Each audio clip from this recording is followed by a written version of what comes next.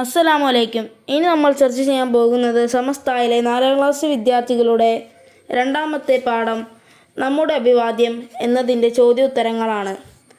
ഒന്നാമതായി തെറ്റുതിരുത്താം. ഇവിടെ നമ്മൾ തെറ്റായത് മാറ്റി എഴുതണം.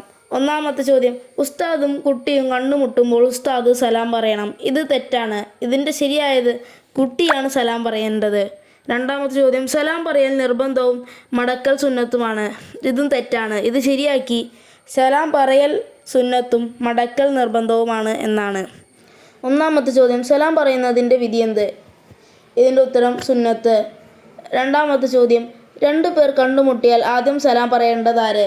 ഇതിൻ്റെ ഉത്തരം അവരിൽ ചെറിയവൻ. മൂന്നാമത്തെ ചോദ്യം, സലാം അടക്കുന്നതിൻ്റെ വിധിയെന്ത്? ഇതിൻ്റെ ഉത്തരം നിർബന്ധം. നാലാമത്തെ ചോദ്യം, എന്താണ് മുസാഫഹത്ത്? ഇതിൻ്റെ ഉത്തരം സലാം പറയുമ്പോൾ കൈ കൊടുക്കുന്നതിനാണ് മുസാഫഹത്ത് എന്ന് പറയുന്നത്. ഇനിയും ഇതുപോലത്തെ വീഡിയോകൾക്കായി എൻ്റെ ചാനൽ നിങ്ങൾ സബ്സ്ക്രൈബ് ചെയ്യൂ. അസ്സലാമു അലൈക്കും.